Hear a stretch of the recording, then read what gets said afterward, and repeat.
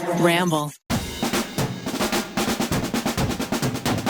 Hello and welcome to the first ever episode of Guilty Pleasures, the show that loves what it loves. Each week we talk about some of our favorite movies and TV shows ranging from underappreciated cult classics to trending shows to things that are, quote, not actually good, but that won't stop us from finding what's great about them. Along the way we'll be inviting guests to share their faves as well, and really, we hope that this feels like hanging out at the lobby right after you got out of a movie, joking with your friends about whatever it is you just saw.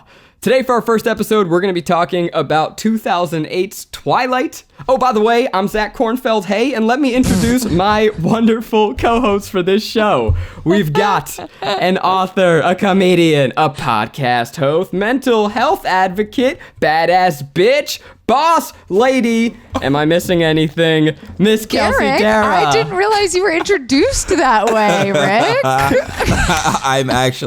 I never go a day without being called a badass bitch. So it's in my contract for this show. Yeah. To be called a badass bitch. Damn, thanks, Zach. Yeah, I'm really waiting to hear now how you are going to introduce Rick. No pressure, but you really knocked that one out of the park. I'm not gonna lie, I wrote yours first, and so I hope I didn't run out of steam. Yeah, how are you feeling today, Kelsey? Oh man, I really like being here.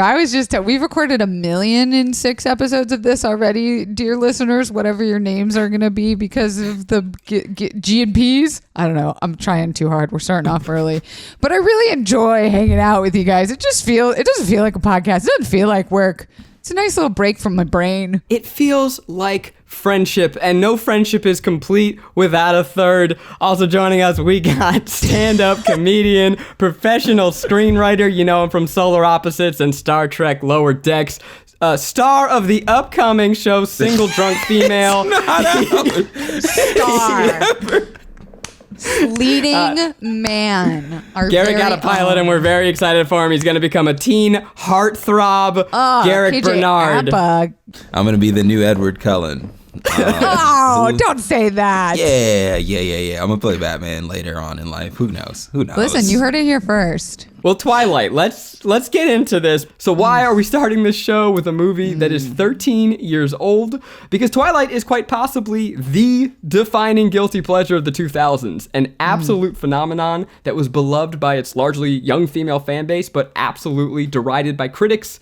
And so there we have a divide, those who love and those who have taste. You were fucking rocking that, Zach. For everything that we talk about, we're going to try and figure out why do people love it by talking about some of the film's guilt and its many pleasures. If you haven't seen it, we got you. Spoilers ahead, cause duh. Before we talk about the pleasures, had you seen the movie? What is your connection to it? I think, if I remember, I saw this movie in theaters and not since. My sister, I wouldn't say that she was a twihard. She was more like a Twilight. Oh, that's what it's called. Oh, you knew that was Twilight, coming. Spelled L-I-T-E. Throws popcorn at the screen. Yeah, boo. Boo this man. Trash. Coming right out. That's our first joke of the season, Zach. Yeah, she's not a twihard. God damn it. Do people call them twihards? Had you guys seen the movie before? Yes. I didn't see it in theaters, but I saw it the year it came out. I guess the question that is burning in my mind and everyone else's, Garrick, are you Team Edward or Team Jacob? Oh, Team Jacob, 100%. No, but 100%. I know the 100%. I've been Team Jacob before the fucking movie came out. Whoa. I've been big on werewolves ever since like probably day 3 of life. I was in there. Okay. I'll do you one better. I read all the books. No too, because I heard this shit was coming to encroach on my standum of Harry Potter back in the day. And I was like, let me fucking read this shit and see how fucking trash it is. And by page 2, I was like, I'm reading this in the bathtub alone with the door closed. Yeah, candles lit. And I am Team Edward for life, bitch. And I will fight you. Well, if you somehow don't know what this movie is, Twilight follows 17-year-old Bella Swan, who moves to the Pacific Northwest where she befriends, the mysterious Edward Cullen, who is different than the other boys. Turns out, homie's a vampire. She lusts after his forbidden fruit, and he is definitely not emotionally abusive along the way and decides he must protect her. She's super horny to be a vampire, but he's afraid he won't be able to resist himself because Bella smells so good, you guys. Like, every vampire agrees her blood is hot. But that means the other bad vampies in town can't resist either. So Edward and his vegetarian family of vampires, they only eat animals. They fight to protect her. Oh, and don't forget about her childhood sort of friend, Jacob, who is kind of barely in the movie and we're supposed to care about as a future love interest, even though the movie mostly forgets about him. Twilight. Also known as the movie that decided to put the most unknown cities on the map of America. We're talking Forks. They even make like a Jacksonville reference, or is it Jacksonville? And what was the other one? Port of Angels? Phoenix? Where is that? Phoenix. I have no idea. Arizona. Yeah, I don't know. This was This was like pre-Portland being cool too. I feel like Portland was actually popped off because of Twilight. We're going to break the show up into our guilts and our pleasures. Starting with our pleasures, what are the things we loved about the movie? What genuinely delighted us? And then once we are through with the praise, we are going to move on to the guilts. What are the questions that we have? What are the things that were maybe not so great about the movie? Let's dive into some pleasures. Okay, number one, Bella's dad is so fucking hot. I would ride that mustache. I would let him put fucking his cheap gun in my mouth. That's where you start? Well, yeah. That's like, okay, hear me out. Listen, I know Rick is going to roll his eyes at this, but the first like 15 minutes are actually a good movie. It's a good movie. 15 minutes in, but only, okay, so I don't think... I think that it just follows the traditional beats of any movie around that period of time. The movie is really good up until the colons are introduced, unfortunately. Yes. And it's like believable. It's like, oh, all high school kids who kind of actually look like high school kids. You know, they're of the right age, even though Anna Kendrick's titties are like, hello, they are there already.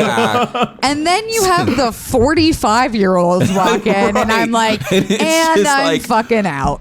Yeah, it's just like, oh, look at these children, men. Okay, all right, we're just gonna do that now, I guess. Like, how offensive. Sure.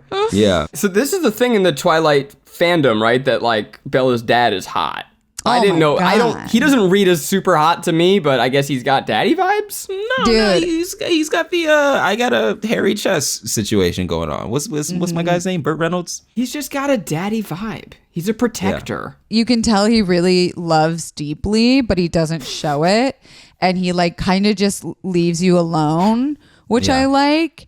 Yeah. And like modest 2-story house with 1 bathroom apparently. Like I think he's like a dream zaddy in Forks, if you ask me. I can't believe they didn't go into that plot further. I've been trying to be a single dad for years, honestly, of 1 child, where I'm just struggling.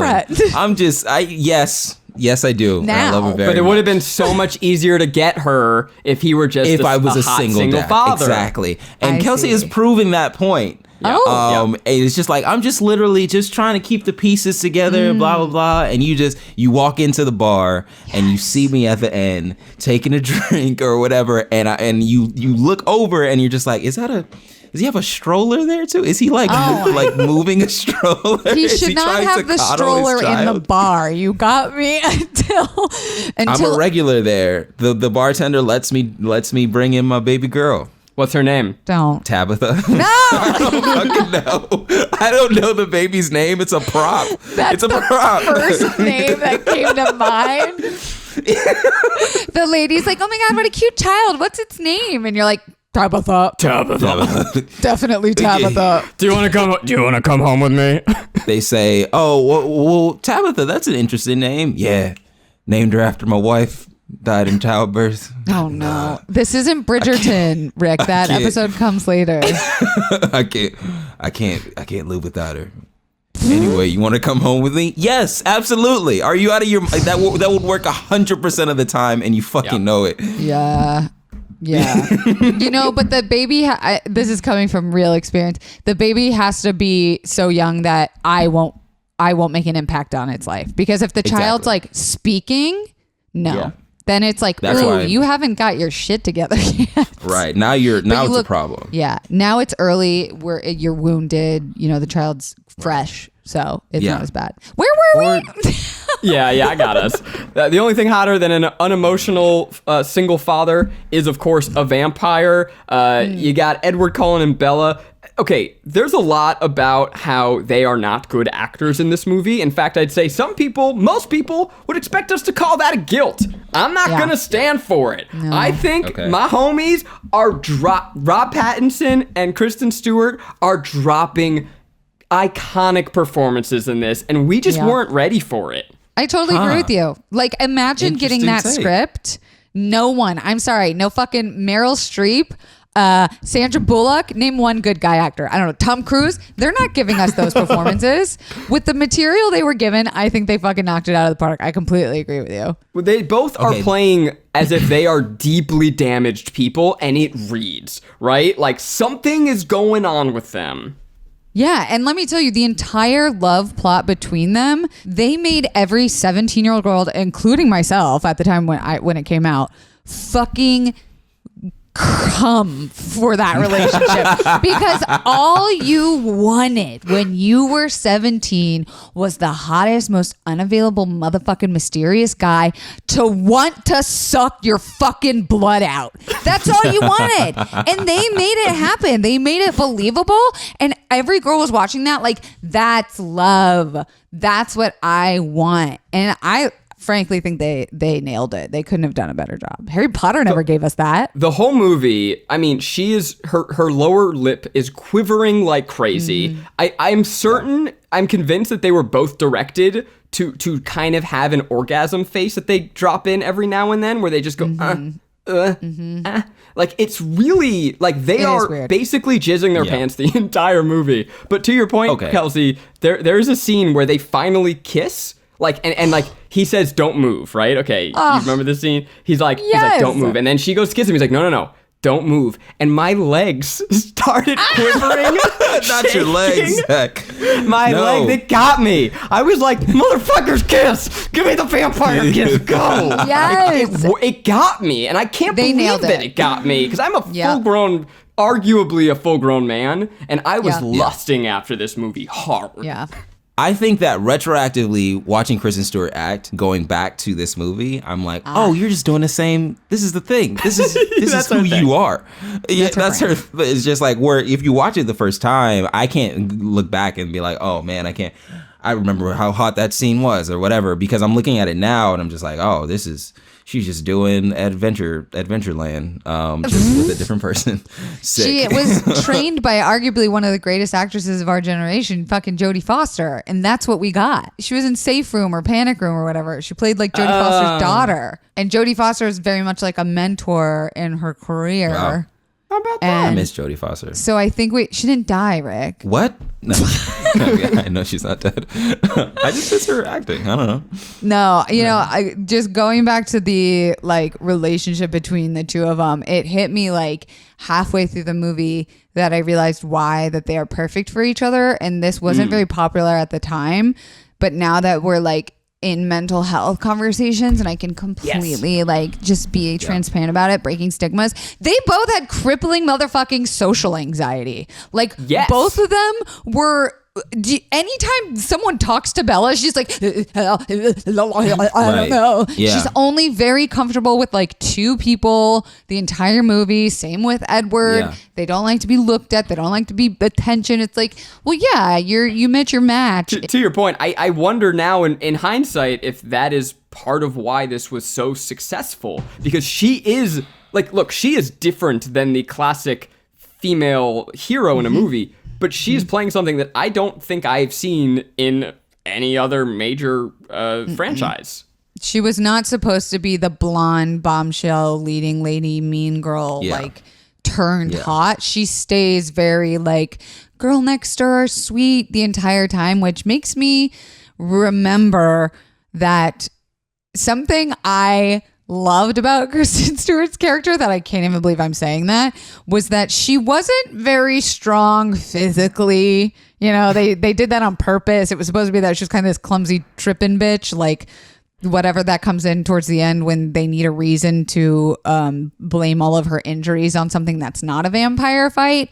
But she's very strong mentally, and she really goes after what she wants, especially with Edward. Like, if that popular and sparkly of a man liked me in high school, I wouldn't even be able to form sentences. And she's like, I was going to go up to him and I was going to demand why he made that face every time wind blew through my hair. And I was like, yes, confidence. She doesn't give a fuck. And the way she handled the amount of sexual harassment by all of these men in the movie, I completely forgot that she shows up to this high school and it's like she's attacked by all these regular Joe-ass, Smo-ass motherfuckers, all the way up to the point that I forgot, and I wrote this down in all capitals in my notes, that there's one point where the guys are goo-goo-gaga-ing over the new girl, that one comes up to her unprompted and kisses her on the cheek without her permission and runs away, and then the other kid calls her baby. My point being is that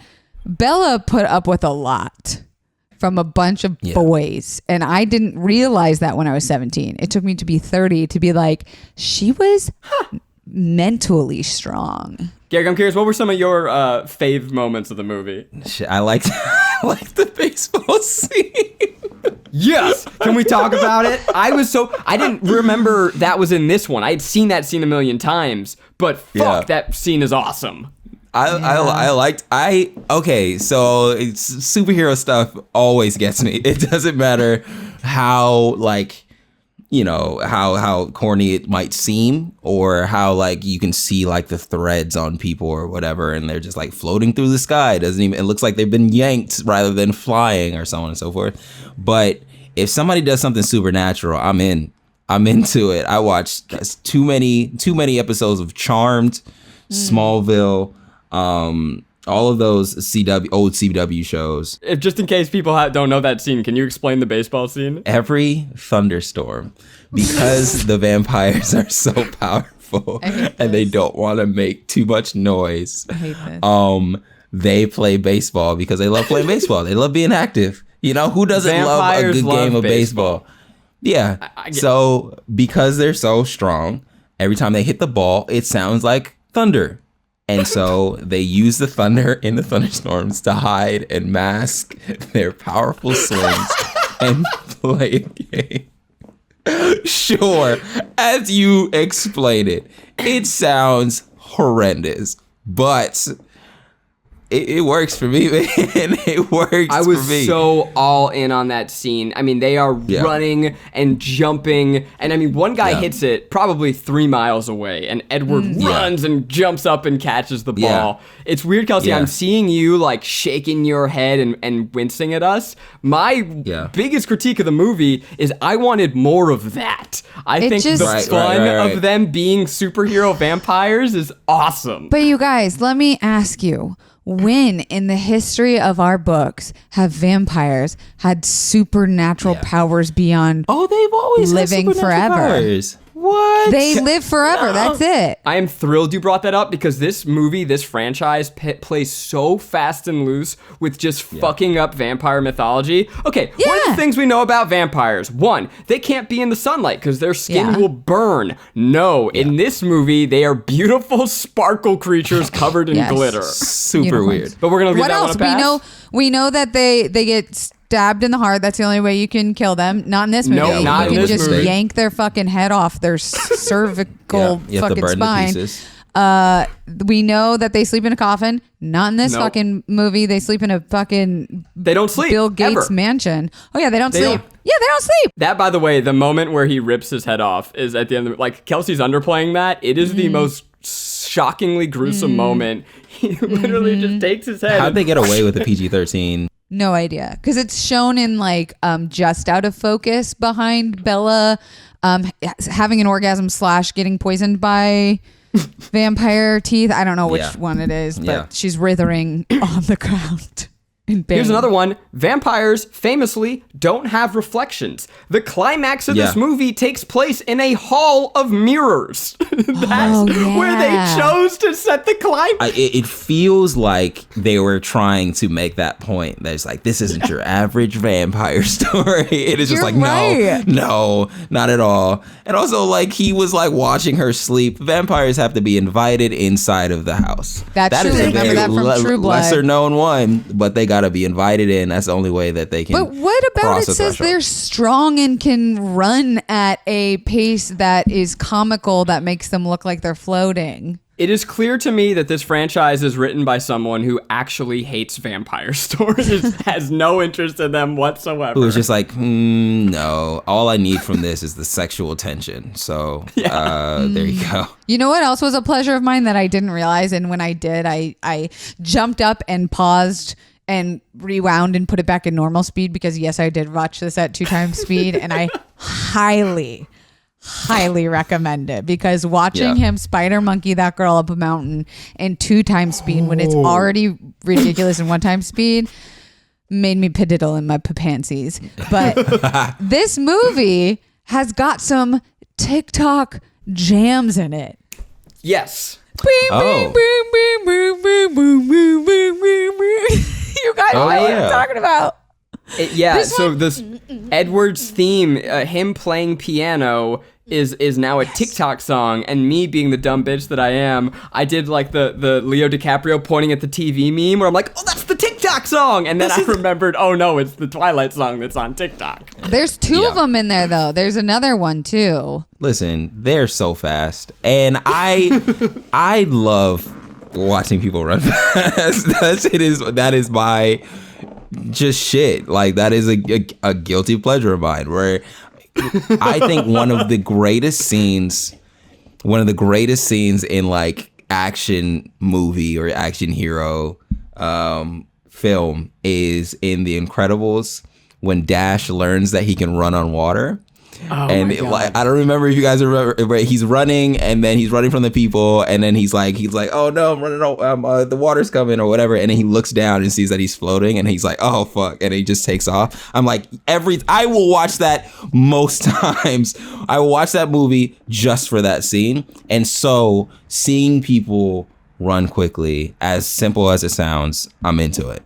But did you think him throwing her on his back and calling her a spider monkey? Okay, well that was actually terrible. Now we're getting into the guilt of it. It was okay. Sorry, it's not time yet. I'd say one of my purest joys in watching this movie is the absolute disregard for subtle filmmaking, and I mean that. Okay. And I mean that as a genuine compliment. Like, okay, so there is this iconic scene where Bella walks into the forest to tell Edward, "I know what you are," and she's just fucking standing there, and he's standing behind her, and the dialogue's like, I know what you are. You are fast and you're strong, and you talk like you're from another time. Cold as ice. Which, by the way, she says he talks like he's from another time. He never does. Not once in the movie does he. Ever. Yeah, thank you. No. But while they're just literally standing in place, the camera is going so fucking ham. Insane. It's like a fucking music video. I wrote Dutch angles in capital letters. And it's not just that. Like, you have basic diner scenes where the camera will just go like, wow, and it for no reason other than fuck yeah. Every movie should do that. They nailed the color of the movie too, because boy did it make me sad. I was sad the entire time. I grabbed a blanket for no reason. I'm like, I'm not even cold. It's fucking 74 in my house.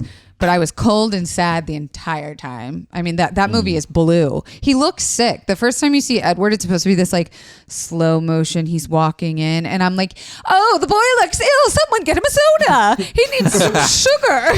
The boy, his blood sugar level must be so low. He's purple. Do you guys remember how he was like dying or how he died, quote unquote? It died from the 1918 Spanish flu. Which is the exact thing that we are going, or the predecessor of what we're going through right now. So and that's why you should get the vaccine. Get the fucking vaccine. Anyway, are you positing that the future Twilight reboot will have Edward Cullen's origins? My absolute favorite thing about this movie, very subtle, is Anna Kendrick. Period. We completely forget. We forget she is in this movie, not only looking stunning, looking full figured, you know, really rocking her natural bod, but she's funny. She got one-liners. You know, there was she had, I think, a tweet where she forgot she was in this movie. Yeah, because it's too, so and subtle. I was happy to see her. And I was happy to see her. Yeah. That's my favorite part. That's my pleasure. I liked that although she was new, she wasn't instantly bullied. You know, like I feel like we're like trained to think, oh, she's gonna get bullied and then this guy's gonna come and save her, blah blah blah. But it was just like a typical, oh, you're new, cool, nice. I'm gonna kiss you on the cheek. I mean, we did that in my school. It was the opposite of being bullied. It was like sexually harassed. It was like uplifted to a sexual peak that made us uncomfortable. Yeah, the whole time I was like, wait, is this the movie where there's like some kind of bet where whoever can get the new girl like wins or something like that? Or am I thinking of a different movie? No, but that's basically it. But that's what it felt like. But yeah, even with all that stuff, in the way that she was integrated into the school, I guess, was nice. It was nicer, I guess, than other movies.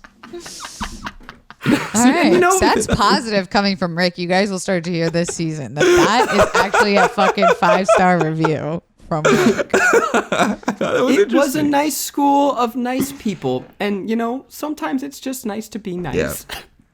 I also love the Pacific Northwest. I love a good mountain town. So I'm into that shit. Yeah. And I gotta give it up, you know, it was a relatively low budget movie. I think it was made for $30 million, which is not a lot. Really? And some of, you know, it's got some stress points. The action is rough around the edges at times, especially the way vampires run. But it's got some dope. It's got some dope little action scenes. So Catherine Hardwicke, you did that shit. Yeah. All right, you guys ready to rip it apart? Yes, we are. This shit was no, I'm kidding. We've been waiting. All right, it's time for the guilt. What was wrong with this movie? It's me warming my hands up.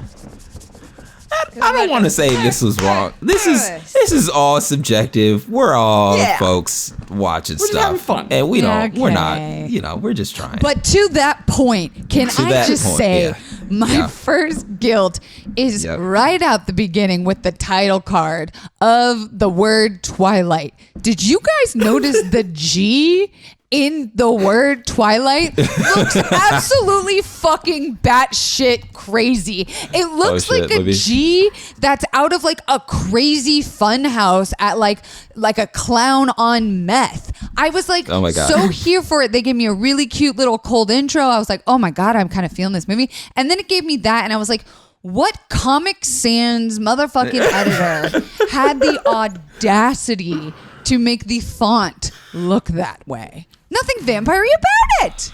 Nothing at all. Yeah, that's true. It should have little fangs on the G. It should be like... At least. Yeah. There was nothing vampire-y about this whole film, honestly. I want to say. If you are a vampire fan, this is the most frustrating vampire experience you could ever sign yourself up for. If you go home and you put on the palest of makeups and you're just like, I'm a vampire. I'm a fucking vampire. I don't want anybody else to tell me anything. Like, I'm coming off of like the Castlevania show on fucking on Netflix. Yeah. And it's just like, it's very much, I mean, What We Do in the Shadows too, where it's just like, oh no, it's fucking vampires, where we like destroy humans. Like we kill them and eat them and blah, blah, blah. Garrick, they're vegetarians. Where are the fangs at least? There's no fangs.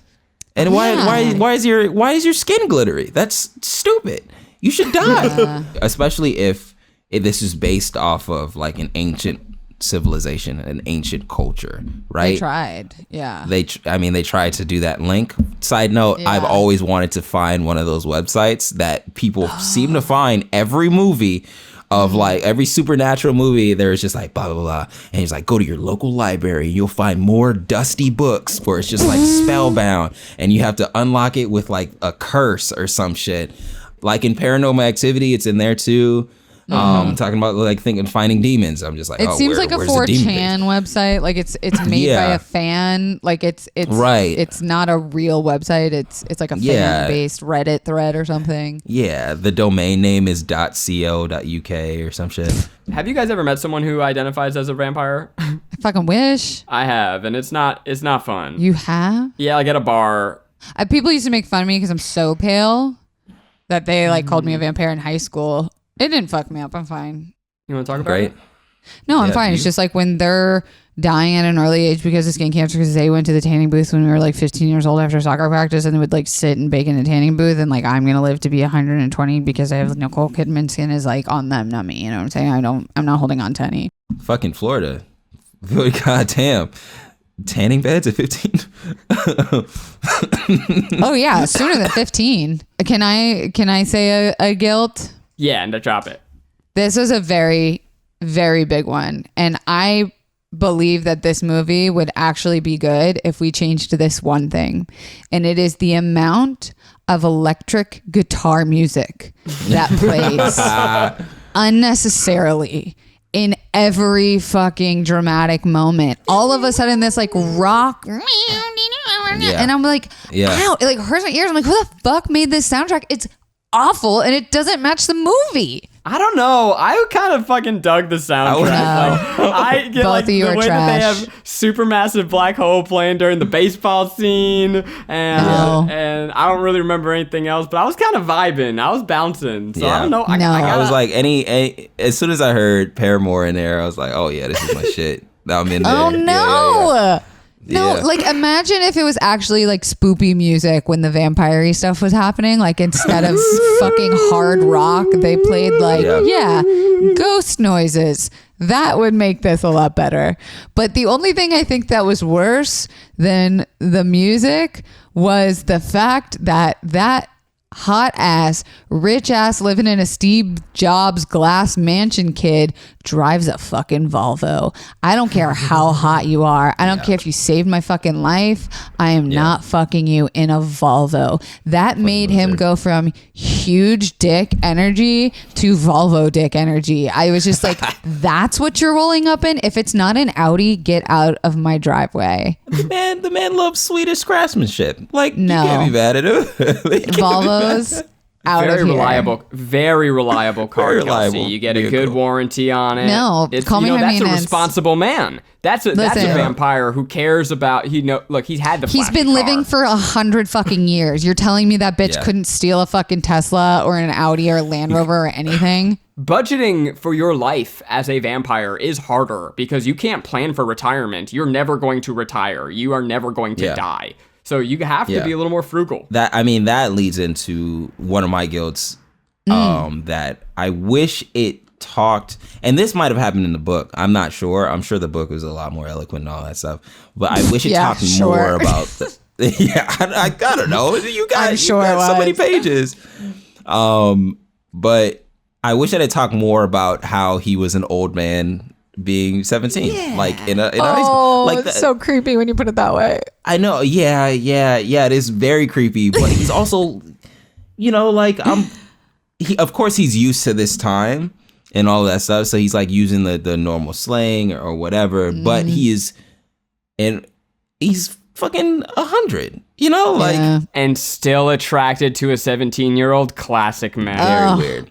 Oh, Classic 100-year-old. Or is it because he got stuck in the 17-year-old brain and hormones because he died when he was 17? I agree with you though, Garrick, because like the idea of being stuck at 17 is fascinating, and imagine being like No. 17 forever. And I'm not talking Hollywood 17. I'm talking real 17. One of the worst years of your life. Yeah. It is. And if you're a 17-year-old listener, let me just tell you, you might think you got it figured out. You don't. And if you don't think it'll... so much better. You're going to get hotter. You're going to get healthier. You're going to have better friendships. You're not going to hate your fucking parents. You might emancipate yourself. Like, literally everything will get better.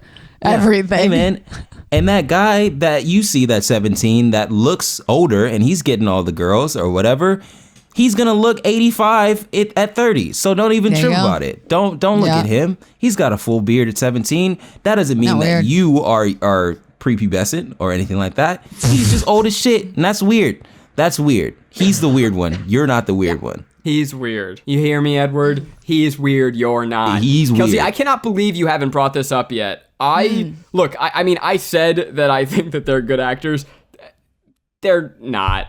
They're terrible. Even though the sexual moment worked on me, they have no chemistry in this movie at all, which is crazy because they dated. Are you going to tell me, Kelsey, you're going to look me in the eyes and you're going to tell me that you believe? We are channeling into my segment, which you will get used to, dear listeners, of outing celebrities. That's my music, I guess.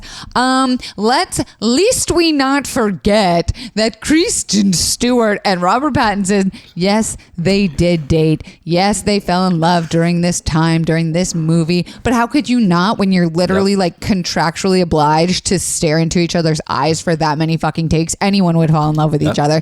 I'm falling in love with you two just doing this podcast. Which one of us? Who are you looking at the most? Ooh, I got one eye for each of you, so I'm equally lusting. I'm looking at myself the entire time. I'm never looking at either of you. That's fair. She's gay. Least we not forget she's gay. And she was probably... just doing this because some agent said you guys really should fucking link up. And not that I know, but I have heard that Mr. Edward Cullen himself does like to fluid around town a little bit. Oh. Good for him. Okay, all right. We're just putting Those European guys are way more fluid. I can't believe he calls her his personal brand of heroin. You're telling me that wasn't immediately like, oh my God, they're in love. When he said that, I was like, I guess he has been around for over 100 years. You've probably tried heroin. He's probably tried it. Yeah, or if it works on him. But like, higher rehab. Why is heroin the drug? Why is that the drug? The most stringy of drugs? It's just Dog, this is PG-13. But I thought they had faked it very well. So you I'll think say that they're like O-face / looking like they shit themselves. You think that was like, okay, I'm buying it. I think that they were fucking off screen, obviously. They're like in their trailers and they're having sex and they're like, listen, this is ridiculous. This movie is fucking insane. Yeah. Like the script is insane. Like, let's just go out there and give it everything we have. Like, we should take this as serious as possible because you and I know this is fucking stupid. You're gay. You don't even fucking like me. I don't even know why you're in here, but you know what? Let's go out there and give it our all. And I think that they did. I think it worked. Yeah, and that is the plot of Bridgerton. So there you go. Join us next week. You guys can skip that episode. You know, I was thinking more about the baseball scene, and I think why it hit so hard. I'll never get over it. I think why it hit so hard for us is because this movie is so frustratingly devoid of set pieces. For the first 90 minutes, it's just talking scene. It's them in a fucking classroom, and then it's them walking down a hallway, and then like this dramatic scene that I joked about earlier is just them standing there. Do something. Do anything. Yeah. Going back to the chemistry thing, and I don't know what, like, whose fault this was, where it was just like looking at them and looking at like 50 Shades of Grey, where nothing is really said, really, but they're just like kind of looking at each other or whatever. The way in 50 Shades of Grey, where they're just kind of like staring at each other, and it's just like, oh, I'm sure that this person wants to sleep with the other one, blah, blah, blah. Mm-hmm. that felt more real, and it might be because there's no more vampires or whatever. But the fake chemistry that they kind of built, where he's just like, oh no, I don't want you, but I want you a lot, but I don't want you. It felt way too push and pull. It wasn't like a real like tug of war. It felt contrived. Well, that's why girls get into fucking toxic relationships at such a young age. That's what we're shown in the media. It's like the guy who literally is going to vomit when he smells you. He's the one that's in love with you, and he's a vampire, and he's rich. So this is my biggest guilt. This is a question that I have for the room, and I'm just going to state a statement. I think he's emotionally abusive. I think that he's fucked up, and he is a terrible, horrible, like, romantic role model for this very impressionable young female audience. Care to go discuss? on. Well, okay. I'd like to hear what patterns you recognized. Oh, okay. Let's see if I can do this woke well. one. I wrote Watching some down. you sleep. That if that isn't number He's one. a vampire. He doesn't sleep. He says, so creepy.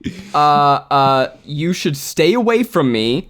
But then he also says, I feel very protective of you. Then he says, we shouldn't be friends, but he spends literally all of his time hanging around her. What else does he do? He makes her feel special, like she's the only brain he can't read. Mm-hmm. Yeah, so it gives him an excuse to hang out with her. He literally stalks her. He follows her around town to like a town like an hour outside of the So we agree. He's emotionally abusive. No, he's in love with her. Hot. I think the Twihards might come for me if I get this wrong, but I think they explain this later in the movies that the reason why is. Oh, I'm going to fuck this up. Okay. And spoilers. Fuck you if you haven't watched the rest of it. It's your own fault. Like, the reason why Jacob was actually in love with her was not because he was actually in love with her.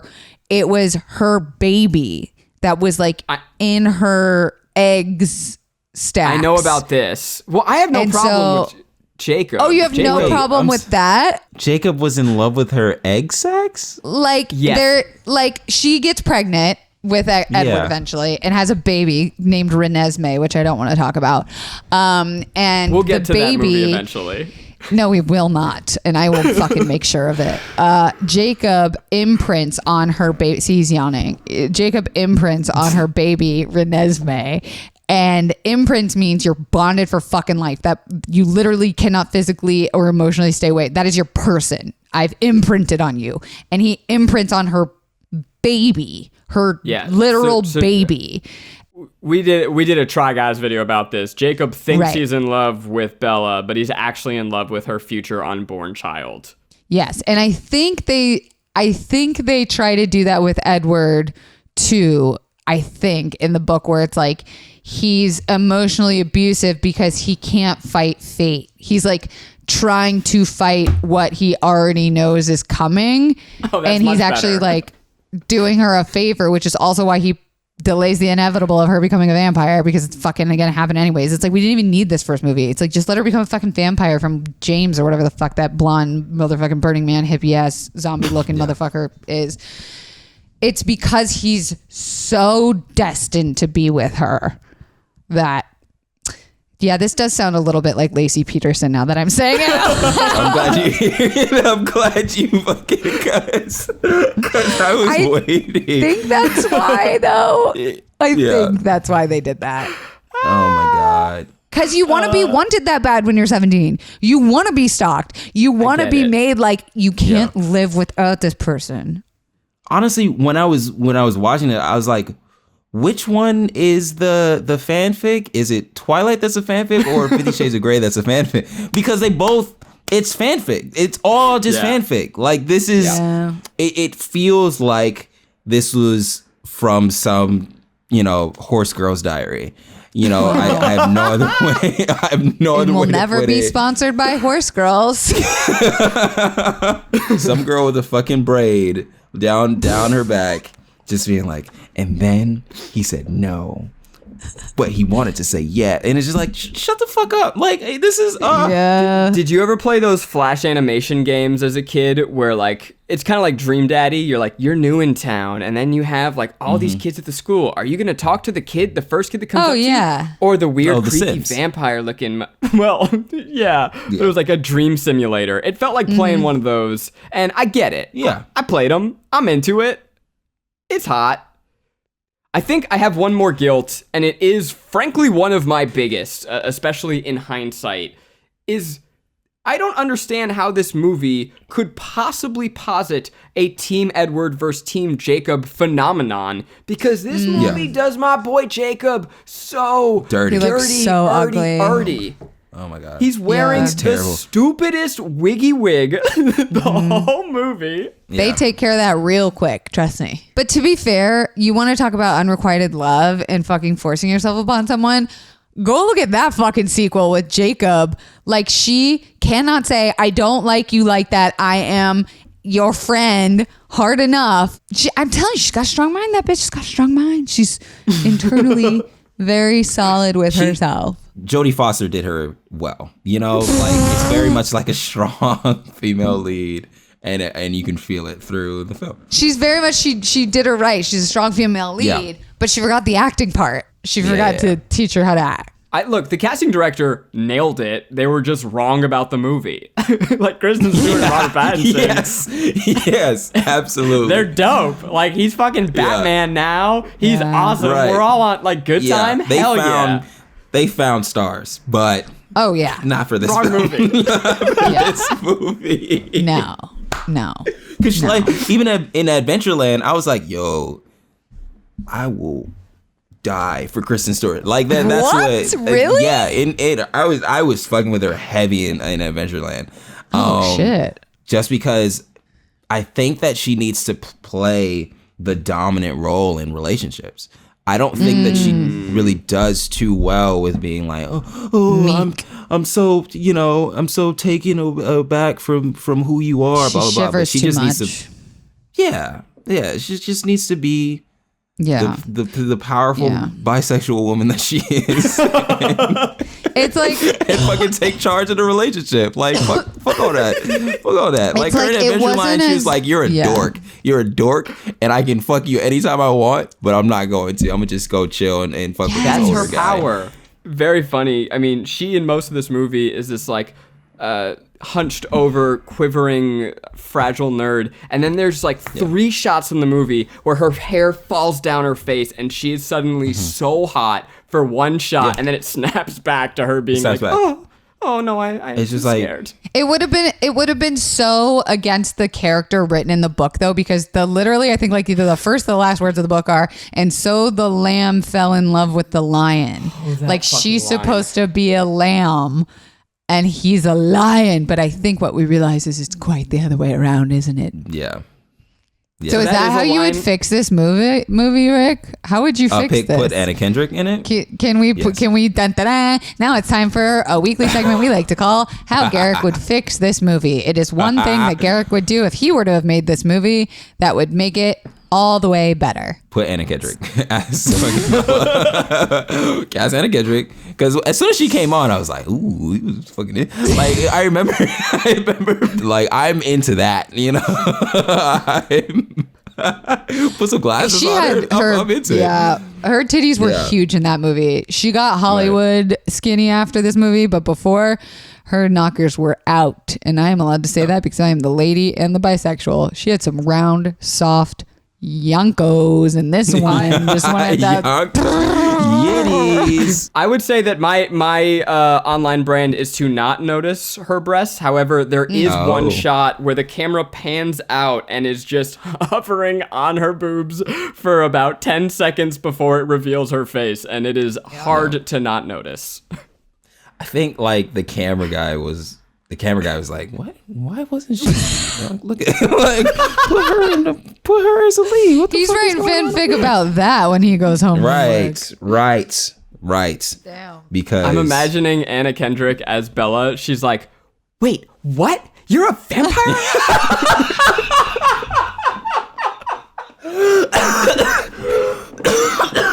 Oh my god! should start singing a cappella. I did it! Yay! That was such a good impression. Oh God! Yes, absolutely. Wait, You'll like, find about me. I have whenever I do an impression, it's like spinning a big old wheel, and it's either gonna hit or be so far off. So stay tuned for that. Well, look, I mean, we're on this show. We're gonna do some guilty pleasures, but we'll also do movies as they come out, and we'll allow ourselves to talk about some great movies. Not to say that Twilight isn't. Not to say that it's not a great movie. Here they come. Yeah. You like it. If you like it, you like it. Like what you Exactly. And I think we found some reasons why we love it too. Now we're gonna move on. Every week I'm gonna bring some fun facts. You guys want some fun facts? I want some fun facts. Feed them to me. We didn't really talk about this, but this was directed by Catherine Hardwicke, who is fantastic. She directed that movie 13, written by and starring Nikki Reed. Nikki Reed was in this movie. I didn't realize. She's one of the vampire ladies. Connected. That's more fun facts for us. Yeah. She's the one who cool. broke that glass. Yeah. She sure did. She was the one that hated anyway, her. it's She not was a the fun fact. And angry Catherine sister. Hardwicke was the one who broke the glass in the industry. Am I right, lady filmmakers? Let's go, directors. Okay, this is a fun what she one. made. So, of the people who auditioned for Bella, Jamie Lynn Spears threw her hat into the ring and tried to win fuck? the role of Bella. Very Okay. different movie that would have been. But what I Yes. like more than that is that Stephanie Meyer's first choice to play Edward was not Robert Pattinson, but was Henry Cavill, motherfucking Superman himself. Yes, that I've chin. heard this one. I've heard this one. Listen here. Oh, Did God. you say Henry Cavill?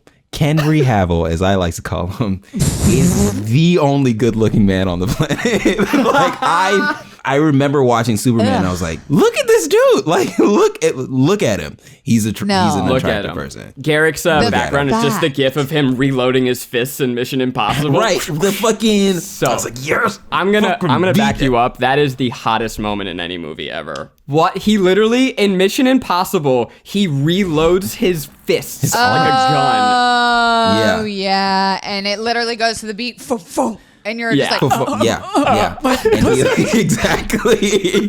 Because he's rolling up his sleeves. And it's just like, dog, how big is Henry Cavill? And I'm like Googling in the theater. He's like 6'4". He's 6'4". oh, and he used could to be break fat. my fucking back, bitch. He used to be a Break chubby guy. my back. He used to be a blow chubby me guy. out. He's a sweetheart because he was a chubby guy in high school, and he was like, man, I'm gonna get shredded up. I cannot believe Superman is the same guy as Foom Guy. Yeah. That is. At the end of every episode, we are gonna decide, was this movie a guilty or a pleasure? What are your final thoughts, guys? Should people watch this film? All rise for the judge because this shit's guilty as fuck. Bitch, lock it up. Life sentence. 2 counts of attempted homicide.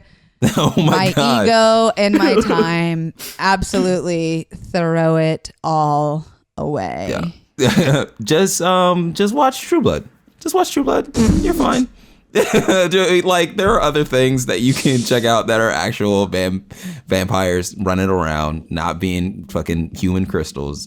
I think I got to agree. This is the definition of a guilty pleasure. But if you want to watch a movie where the 2 leads are basically having orgasms and or shitting their pants the entire movie, that throws away the entire history of vampire entertainment, that just All the says lore. fuck it and has someone give a piggyback ride to a high schooler to show her his glistening skin, Wow. then this is the movie for you. And I enjoyed it. Look, you should watch this movie if only to watch the greatest baseball scene in cinema history. Kelsey agrees. Couldn't agree more. Guys, this has been the first episode of Guilty Pleasures. Let us know what movies and shows you want us to do next in the comments below. Tell your friends about it. We're going to be doing Bridgerton next week. We got a lot of great episodes lined up. We're having fun. So thanks for being here with us. Subscribe, like, all that stuff, and also give us some love. Kelsey, where can the people find you? You can find me at Kelsey Darragh on all the things and check out justiceforsoraya.com. And your book, Oh, yeah, buy my book. Thanks for reminding me. It's called Don't Fucking Panic. Garrick. Hey, Garrick Bernard on Instagram, and Garrick was taken on Twitter. Watch Solar Opposites on March 26th. I'm at Corn Diddy on all places, but what would mean the most to me is leave a review, tell your friends about this show, and let us know what you think. All right. Bye. Bye.